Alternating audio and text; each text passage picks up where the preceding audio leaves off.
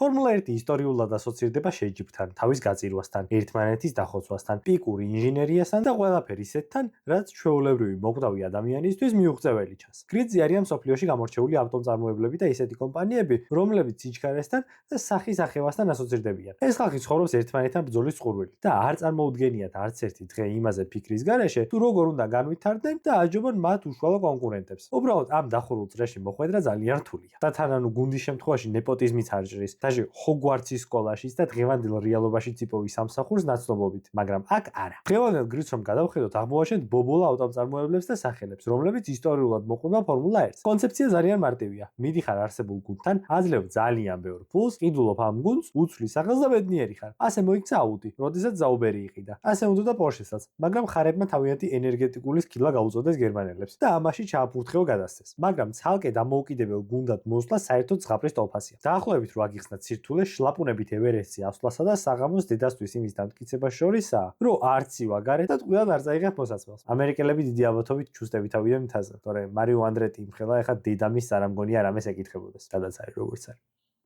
კადილაკის ფორმულა 1-ში შემოსვლამდე როგორ მოვედით მაგას და გაწევთ უწევთ. ეს არის მარიო ანდრეტი. 1978 წლის ფორმულა 1-ის მსოფლიო ჩემპიონი, ინდი 500-ის გამარჯვებული, დეიტონა 500, USA-ის ნაციონალური ჩემპიონი და 12 საათიანი სებრინგე ყველაჯერ გადაგეცილი. აი ამ კაცს ძალიან უნდა ფორმულა 1-ში თავისი გუნდით მოსვლა. ოღონდ იმაზე არც კი უფიქრია, რომ სადმე ვინმე შეიძლება მოლაპარაკების ხარჯზე წამოეკიდებინა. არა, 2022 წელს მარიო ანდრეტის ვაჟი მაიკლი ანონსებს, რომ ანდრეტი გლობალს ძალიან უნდა ფორმულა 1-ში მე-11 გუნდად დამატება. გნობისათვის ბოლოს ასე მოდი ბიჭებო გუნდი დავამატოთ, რომ გადაწყდა ფორმულა 1-ში 2016-ში ჰაასი დაემატა. ამ იდეის სახელად კიდევ შვილი ვის დააყენებდა? თუ არა, მამას, რომელსაც ეს ჩემპიონატი ადრე მოგებული აქვს. საწყის ეტაპზე არსებული გუნდები ამ გადაწყვეტილებით მთლადაც ვერ მოიხიბლეს და არგუმენტად ფრაზები ისედაც საკმარისები ვართ გაუგზავნეს ორგანიზატორებს. მერე ტირილი დაიწყეს, რომ ესეო კვალიფიკაციაო გაიწელებაო, უსაფრთხოება შემცირდებაო, ბლა-ბლა-ბლაო, მაგრამ გულში ყველა ერთს ფიქრობდა. ფული. იმის გამო, რომ ფორმულა 1-ს გააჩნია საპრიზო ფონდი, რომელსაც სეზონის ბოლოს განსხვავებული პროპორციით 10 გუნდზე ტეხავს. მე-11 გუნდის დამატება კიდევ რასაკურველია გუნდის წილებს შეამცირებდა. თორე ახლა ფერარის უფեղებზე კიდია უკან ვინ იდგება. უგარა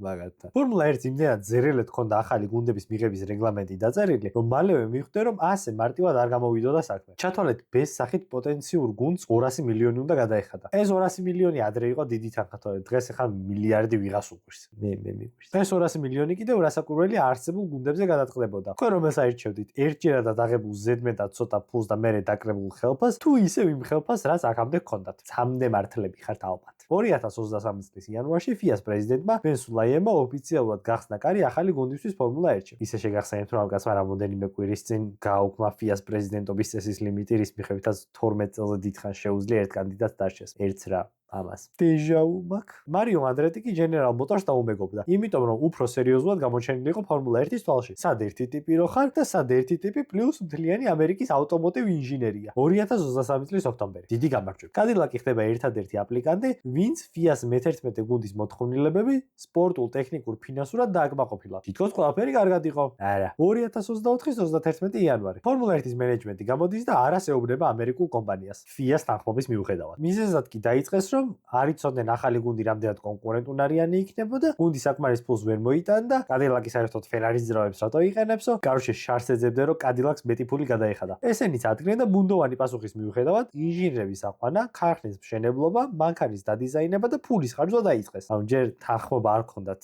კიდე გაგიმეორებთ მაინც. იდეა კიდევ რომელსაც ანდრეტი და იქვე კადილაკი ერქვა, კადილაკი გახდა General Motors-ის ზურგით. რა თქმა უნდა, კომპანია გაცილებით მეც დახარჯავს ვიდრე ერთი კონკრეტული ადამიანი. და საბოლოოდ 2025-ის მარტში ორივე მხარემ ხელი ჩამოართვა ერთმანეთს. ანდრეტი დირექტორ მრჩევლად დარჩა, ბრენდინგი და ცენტრალური ოპერაციები General Motors-მა ჩაიბარა. ამერიკელები სპორტში სრულიად ქარხნული მხარდაჭერით არ ჩართულან. ყველაფერი თავიანთი აქვთ გარდა ძრავებისა, რომლებსაც ფერარისგან ყიდულობენ. ფერარისგან რომლის მყიდვებსაც მხოლოდ ერთი რბოლა აქვთ ისტორიულად მოგებული. ამ ყველაფერს თავისი მიზეზებიც აქვს. 2026 წელს ვინაიდან ახალ ძრავებზე გადავედით, სიტუაცია გაცილებით კომპლექსური გახდა. კადილაკს კიდევ ისედაც ყველაფერი თავად ჰქონდა გასაკეთებელი. ამის გამო საწყის ეტაპზე ძრავების საკუთარი წარმოება დააპაუზეს და დეველოპმენტში დატოვეს 2029 წლამდე. ეს ინფო ვიცოდით იქამდე, სანამ ვერვა ძრავების კონცეფტი დაანონსდებოდა 2030 წლიდან. ახლა რას აპირებენ ამერიკელები ვერ გეტყვით. ალბათ დარჩებიან ფერარიზე და ერთი სეზონის გამო ახალ ძრავებს არ გააკეთებენ. იმის გამო რომ გუნდი საერთოდ 0 ფიზიკური ბექგრაუნდით მოვიდა სპორტში. საკმაოდ კრეატიულად მოუწიათ გამოცდილების მიღება. 2025 წლის ნოემბერში იმბოლა ბრძოლაზე კადილაკი ჩავიდა და სატესტოდ 2 წლის წინადელი SF-23 თავისი ძრავის მომწოდებლისგან იქირავა. ტრეკზე გუნდმა გატესტა სოფტებთან მუშაობა, ერთმანეთთან და მრბოლელებთან კომუნიკაცია და ნახა ყველაფერი იქ იყო თუ არა, სადაც თავიდან ეგონათ. მაგრამ ამაზე დიდი სიურიალისტობა 2025 წლის მექსიკის გრან-პრიზე გააკეთეს. იმის გამო რომ გუნდი მომავალი წლიდან უნდა ჩართულიყო შეჯიბრში, გამოცდილების მიღების მიზნით ვითომ დედაშვილობა აითამაშეს და რბოლას უყურეს. ოღონდ ისე რომ სიმულაციას აკეთებდნენ თან, თითქოს 2 მანქანა ყავდათ ტრეკზე. და ამ დროს ვითომ აბა რას ვიზავთო? ჰიპოთეტურად გეგმავდნენ სტრატეგიებს, საბურავების დეგრადაციას და დარწმუნებული ვარ, ეხლა ვიღაცას თავშიც წამოარტყეს ეგრე ნუშვებიო. გასაგებია რომ კადილაკი ახალი გუნდია, ყველანაირი გამოცდილების გარეშე. უბრალოდ სტაფზე ამის თქმა არ შეიძლება. პროექტი ძალიან გამოცდილ ხალხსაბარია, რომლებიც 2000-იანების და 10-იანების პადოქში საკმაოდ ხშირად ხორხოცებდნენ. გუნდის თავკაცი გრემ ლოუდენი, ვეტერანი ბიზნესმენი, რომელიც ვირჯინიდან და მარუსიიდან უნდა ახსოვდეს გულშემატკივარს. მარკ ჰაინესი, რომელიც ბრიტანული ფორმულა 3-ის ჩემპიონი და ლუის ჰამილტონის მენეჯერი იყო. აღმასრულებელი ინჟინერ-კონსულტანტი პეტ საიმონსი, რომელიც სენას ინჟინერი იყო ტოლმანში, შუმახერის ბენეტონში და ალონსოს რენოში. ლოტუსის ტექნიკური დირექტორი ნიკ ჩესტერი, რენოს ტექნიკური დირექტორი რობ ვაიტი, რომელიც საჩემპიონო რენოში იყო და მერე V6 ჰიბრიდული ძრავების შექმნაში უდიდესი წვლილი შეიტანა. და ყველაზე მაგარი კაცი ამ სიაში, ხავი მარკოსი, კადილაკის მთავარი საბოლოო ინჟინერი. კაცი, რომელიც 5 წელი იყო შარლ ლეკლერის საბოლოო ინჟინერი ფერარიში. ხავი თავისი ცნობილი ფრაზით. Okay, copy that. We are checking it. ხოლო რაც შეეხება პილოტების ლაინაპს, აქ ალბათ ყველაზე პრაგმატული გადაწყვეტილება მიიღო ამერიკულმა გუნდმა. 2 არა ეგო, გამოცდილი ადამიანი, რომელიც საქმეს გააკეთებს, ინფორმაციას მოიტანს და მაქსიმუმს გამოწურავს მანქანისგან. ასე გვეგონა თავიდან ყველას თორე ბოტასი ახლა რასაც აკეთებს რეალურად მართლა გასაგდებია. 2026 სეზონი დაიწყო და მწარე რეალობა მოხდა სახეში კადილაკს. ძრავი, რომელიც ყველასთან უფუჭებელია, ვერ იყენებენ. შასი, რომელიც თვითონ დააპროექტეს, ობიექტურად გადასაგდებია. პილოტების 50% კიდევ მათემატიკურად შეუმჩნეველია. ვალტერი ბოტასი პირველი 8 ეტაპის მერე ჩვეულებრივი ღუზაა, რომელსაც გუნდი რბოლის დასაწყისში პელეტონის კიდეში აგდებს და მერე ჩერდება. ანუ ჩეკოსაც არ აქვს ქულა, მაგრამ მექსიკელი იბრძვის. მუნდიალს ტემპში ჯობნის კვალიფიკაციაშიც, კლასშიც და ალბათ კროსვორდსაც უკეთესად ავსებს გარაჟში. საშინელი გამოსვლის მიუხედავად, კადილაკი მაინც სტაბილურად ცდილობს და გამოსდის სხვათა შორის, რომ ასტონ მარტინს აჯობოს, გუნდს რომელმაც მეტი დახარჯა და მეცაც ელოდენ მისგან. ამერიკელებს არც ედრიანი უიხავთ, არც მსოფლიო ჩემპიონი პილოტი და არც მსოფლიო ჩემპიონის სადარი სტროლი. ავსტრალიაში პერესმა 3 წრე წააგო. ბოტასი კიდე საწვავის პრობლემით გამოეთიშა რბოლას. ჩინეთში, იაპონიაში და მაიამიში ორივემ დააფინიშა. უბრალოდ დააფინიშა. პირველი სერიოზული განახლებების პაკეტი თავიანთ სახლში, მაიამიში გადაიტანეს. 9 განახლებული დედალი, ძირი და დიფუზორი, წინაფრთა და ბოლიდის უკანა ნაწილი. ამას წაუმატეს 3 კვირის მერე კანადის განახლებებიც, სადაც გუნდმა ქერბებზე აგრესიულ გადასვლაზე